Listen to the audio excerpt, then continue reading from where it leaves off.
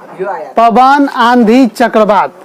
आज बहुत आंधी तूफान का मौसम है ना, बहुत हवा तेज बहता है। तो पवन किसे कहते हैं? बहती हुई हवा को पवन कहते हैं। बहती हुई हवा को क्या कहते हैं? पवन कहते हैं। बहती हुई हवा को पवन कहते हैं। बहती हुई हवा को पवन कहते हैं। कोई दिक्कत नहीं। पवन कैसे उत्पन्न होता है? दो स्थानों के असमान रूप से गर्म होने पर। पवन कैसे उत्पन्न होता है? दो स्थानों को असमान रूप से गर्म होने पर पवन उत्पन्न होता है। दो स्थानों पवन, पवन या विंड, उसको हवा भी कह सकते हैं। पवन या हवा, विंड माने हवा। गर्म होने पर हवा किधर जाती है?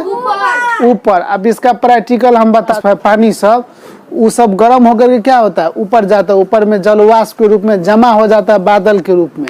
जब ज्यादा हो जाता है तो वही बारिश के रूप में, जब ज्यादा हो जाता है तो ठंडा ऊपर में हो जाता है। जलवाष्प होने के बाद ठंडा होता है तो ऊपर में ठंडा होकर गिरता है। जैसे गर्मी महीना में कोई जो कपड़ा पहनता है सूती वस्त्र तो ठंडा हो जाता है। ठंडा हो जाता है तो पसीना से ठंडा, मतलब पसीना से पूरे भीग जाते हैं। पसीना से जो कपड़ा पूरे भीग जाता है, गर्मी महीना में पसीना से कपड़ा पूरे भीग जाता है, तो जब याद नहीं होता है तो कहीं भी एक कोना में चले जाओ जहाँ पे कोई नहीं रहता है, वहाँ पे जाके पढ़ाई करो, याद करो अकेले में, तब याद होगा। और उसको सप्ताह में 10 दिन 15 दिन पे रिवाइज करते रहो, तब याद रहेगा। की ओर गर्म होने पर हवा ऊपर की ओर फैलता है। गर्म होने पर हवा किधर फैलता है? ठंडा होने पर नीचे की ओर। कोई दिक्कत नहीं। आंधी किसे कहते हैं? तेज गति से चलने वाली धूल भरी हवा को क्या कहते हैं? आंधी कहते हैं। आंधी किसे कहते हैं? तेज गति से चलने वाली धूल भरी हवा को क्या कहते हैं? आंधी कहते हैं। कोई दिक्कत? याद हो जाएगा ना। अभी तेज चलता है आंधी, तो उसी को आंधी कहते हैं। अब धूल और खूब उड़ता है ना, हाँ, वो क्या हुआ? आंधी हुआ। और जब समझो चक्रवात देखा है, बीरो बीरो, जब चक्रवात जो है ना, चक्रवात जो है लो प्रेशर के कारण अंदर आने वाली हवा से बवंडर उत्पन्न होता है, जिसको हम क्या कहते हैं? चक्रवात कहते हैं। जिसको हम क्या कहते हैं? चक्रवात। चक्रवात को इंग्लिश में साइक्लोन कहते हैं। चक्रवात को इंग्लिश में क्या कहते हैं? साइक्लोन। चक्रवात को इंग्लिश में क्या कहते हैं? साइक्लोन। साइक्लोन। निम्न लो प्रेशर के कारण अंदर आने वाली हवा, लो प्रेशर के कारण अंदर आने वाली हवा से क्या उत्पन्न होता है? चक्रवात उत्पन्न होता है। क्या उत्पन्न होता है? चक्रवात उत्पन्न होता है। यहाँ पे देखिए, अब पूछे चक्रवात में हवा अंदर से बाहर जाती है कि बाहर से अंदर आती है? बाहर से अंदर आती है। चक्रवात में हवा किधर से किधर जाएगा? बाहर से अंदर आएगा, तब ना चक्रवात बीड़ो ऐसे ऐसे घूमते रहता है, बहुत ऊपर चले जाता है ना, बहुत खतरनाक होता है। इसमें जिसको पकड़ लेगा उसको घर तर सहित उड़ा के ऊपर लेकर चले जाता है। उड़ीसा में आया था। उड़ीसा की राजधानी भुवनेश्वर। उड़ीसा की राजधानी भुवनेश्वर। देखो उड़ीसा में 18 अक्टूबर 1999 में क्या आया था? भयंकर चक्रवात। इधर देखो मेरे तरफ। उड़ीसा में 18 अक्टूबर 1999 ईस्वी को भयंकर चक्रवात आया था। चक्रवात मतलब समझा ना? बीरो। हाँ, ठीक। जिसमें पवन की गति कितना किलोमीटर घंटा था? 200 किलोमीटर पर घंटा। यानी 1 घंटा में 200 किलोमीटर पर घंटा, इतना स्पीड में पवन की गति, बहुत स्पीड था। ठीक है। 45,000 गिर गया, मतलब पूरे गिर गया। अब 7,000 बेघर हो गया, टूट फूट के इधर उधर उड़ पुड़ के भाग गया कहीं कहीं। कहाँ पे हुआ था ये? उड़ीसा में। 18 अक्टूबर 1999 ईस्वी में। हवा की गति कितना था उसमें?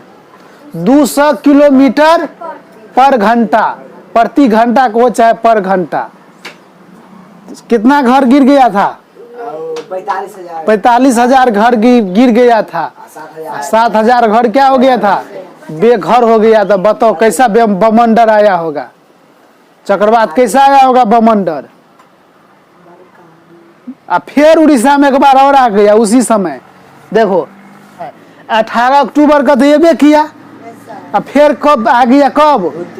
29 अक्टूबर को जो आया चक्रवात। 29 अक्टूबर को आने वाले चक्रवात इसमें काफी मालजाल की क्षति हुई। मालजाल की क्या हुआ? क्षति हुआ। कहाँ पे? उड़ीसा में। तो 2 बारायान उड़ीसा में, ये उड़ीसा की राजधानी भुवनेश्वर। चक्रवात को इंग्लिश में क्या कहते हैं? साइक्लोन। चक्रवात को इंग्लिश में साइक्लोन कहते हैं। चक्रवात को इंग्लिश में साइक्लोन कहते हैं। कब कब आया था? एगो 18 अक्टूबर 1999 ईस्वी को, सही है? 18 अक्टूबर 1999 ईस्वी को चक्रवात उड़ीसा में आया था, जिसमें 45,000 लोग मारा गया था, 7,000 घर बेघर हो गया था।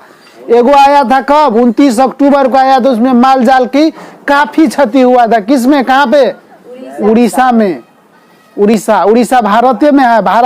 भारत के एक राज्य है उड़ीसा, ठीक है? भारत का एक राज्य है उड़ीसा। कोई दिक्कत पूछेगा आपसे, चक्रवात को किस स्केल से मापते हैं? तो क्या बताओगे? टी स्केल से। चक्रवात को किस स्केल से मापते हैं? टी स्केल से। कौन सा स्केल से? टी स्केल से चक्रवात को मापते हैं कि कितना स्पीड। चक्रवात का आकृति कैसे होता है? अंडाकार या भी आकार का। कैसे होता है? अंडाकार या भी आकार का चक्रवात का आकार यानी आकृति होता है। कोई दिक्कत? भारत के किस गोलार्ध में रहते हैं? भारत के कौन गोलार्ध में रहते हैं हम लोग? उत्तरी गोलार्ध में। कौन गोलार्ध में? उत्तरी गोलार्ध में। चक्रवात के समय उत्तरी गोलार्ध में बहने वाली पवन की, चक्रवात के समय उत्तरी गोलार्ध में पवन की दिशा कैसी होती है? वामावर्त, यानी anti clockwise. Anti clockwise, anti clockwise, anti clockwise, anti clockwise यानी वामावर्त। उत्तरी गोलार्ध में हवा कैसा रहता है? चक्रवात के समय पवन की दिशा एंटी क्लॉकवाइज यानी वामावर्त। कोई दिक्कत? और जब दक्षिणी गोलार्ध में पूछेगा तब क्या? जब पूछेगा चक्रवात के समय दक्षिणी गोलार्ध में हवा की दिशा कैसे होता है? क्लॉकवाइज, क्लॉकवाइज, क्लॉकवाइज यानी घड़ी को सीधा दिशा में। घड़ी सीधा चलता है ना, तो हो गया क्लॉकवाइज। उल्टा घूमेगा तो एंटी क्लॉक मतलब वामावर्त। कोई दिक्कत? सीधा चलेगा तो क्लॉकवाइज। तो दक्षिणी गोलार्ध में जो हवा चलेगा, चक्रवात, दक्षिणी गोलार्ध के समय चक्रवात में पवन की दिशा कैसी होती है? दक्षिणावर्त यानी क्लॉकवाइज दक्षिणी गोलार्ध में। उत्तरी गोलार्ध में वामावर्त। बहुत पूछा जाता है एग्जाम में। कोई दिक्कत नहीं ना? यहां से क्वेश्चन आता है सब। आंधी, पवन, आंधी, चक्रवात, इस पे गाना है। आज मौसम बड़ा बेईमान है, बड़ा बेईमान है आज मौसम, आज मौसम हो, आज मौसम बड़ा बेईमान है, बड़ा बेईमान है आज मौसम। आने वाला तूफान है बड़ा, तूफान है बड़ा आज झूठ बोल के किसी को धोखा देने से बेहतर है सच बोल के रिश्ता तोड़ दिया जाए। झूठ बोल करके किसी को धोखा देने से बेहतर है सच बोल करके रिश्ता तोड़ दिया जाए। क्योंकि झूठ बोल करके धोखा देने से, झूठ बोल करके धोखा देने से आदमी का विश्वास उठ जाता है और ये कभी विश्वास जुट नहीं सकता है। लेकिन सच बोल के जो रिश्ता जो टूट जाता है तो रिश्ता फिर जुट सकता है। रिश्ता क्या हो सकता है? जुट सकता है। इसीलिए झूठ बोलने वाले व्यक्ति से एनी टाइम दूर रहना चाहिए। समझ में आया? दोस्ती में, ज्यादा दोस्ती में कुश्ती हो जाता है। ज्यादा दोस्त क्यों क्या है? सच झूठ बोल करके विश्वास तोड़ने से बेहतर क्या है? सच बोल करके रिश्ता तोड़ दिया जाए। हिटलर कौन देश का वैज्ञानिक था? जर्मनी का एकीकरण कौन किया था? हिटलर नामक हिटलर था। बहुत बार नाजीवाद का संस्थापक था हिटलर। हिटलर अभी बोलिए इसीलिए याद आ गया क्वेश्चन। नाजीवाद का संस्थापक कौन था? हिटलर, जर्मनी का। बहुत खतरनाक आदमी था हिटलर।